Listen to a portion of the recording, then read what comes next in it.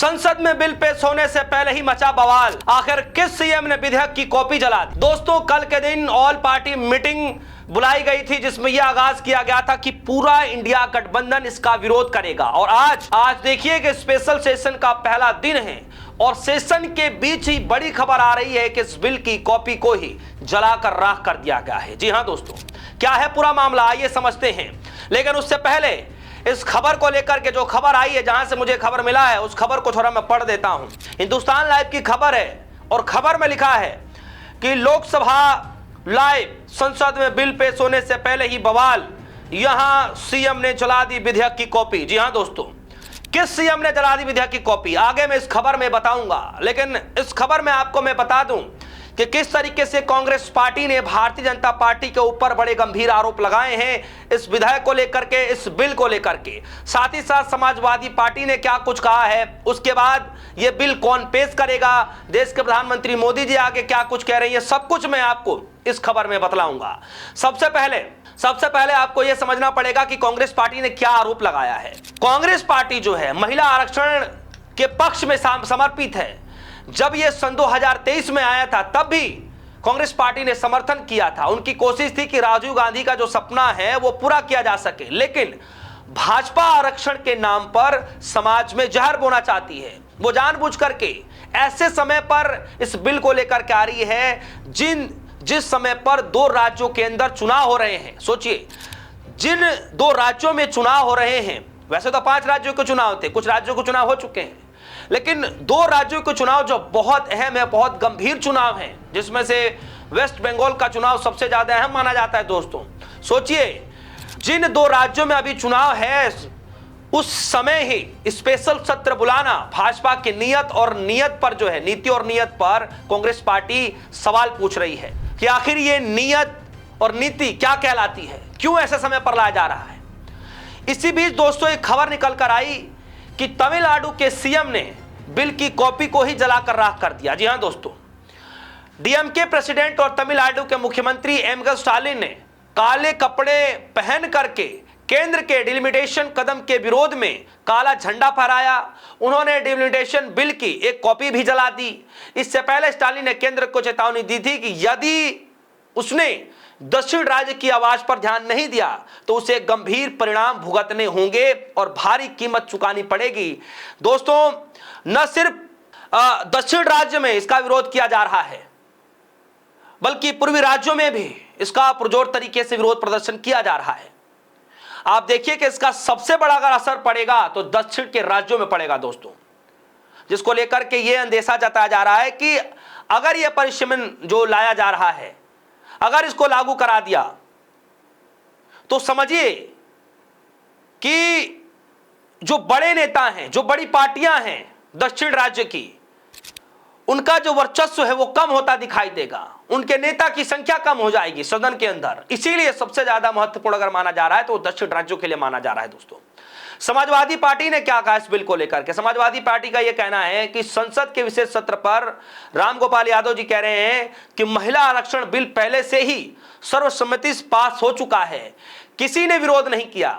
अब ये जो लाया जा रहा है ये बदनीयत है, हम इसका समर्थन नहीं कर सकते। दोस्तों, इसी बीच देश के प्रधानमंत्री मोदी जी ने भी अपना भाषण दिया है।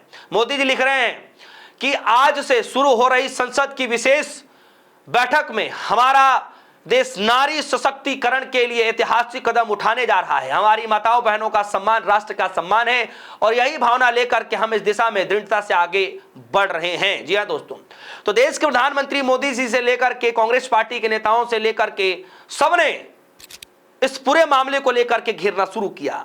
सुनिए, आज तो राहुल गांधी जी बकायदा वीडियो शेयर करते हुए बताया कि किस तरीके से सन 2023 में लोकसभा के अंदर वो बोलते हुए नजर आए, किस तरीके से सोनिया गांधी जी इस पूरे मामले को लेकर के बोलती हुई नजर आई। तो ये बताने की कोशिश ना किया जाए कि विपक्षी पार्टियां जो हैं इस बिल के खिलाफ है। इस बिल के खिलाफ नहीं है, पूरा समर्थन है, लेकिन जिस समय पर लाया जा रहा है और उसके अंदर परिसीमन को जो जोड़ा जा रहा है उसके विरोध में है। दोस्तों, अब मैं आपको बता दूं कि ये डिलिमिटेशन है क्या, परिसीमन है क्या। परिसीमन यानी डिलिमिटेशन एक सामान्य प्रक्रिया है जो हर कुछ दशकों के बाद की जाती है। इसमें बढ़ती हुई आबादी को देखते हुए नई सीटें बनाई जाती हैं और इनकी सीमाएं तय की जाती हैं ताकि हर राज्य की जनसंख्या के हिसाब से अपना सही हक और प्रतिनिधित्व मिल सके। अभी जो प्रक्रिया चल रही है वह देश में होने वाले ऐसी 5वीं कवायद है।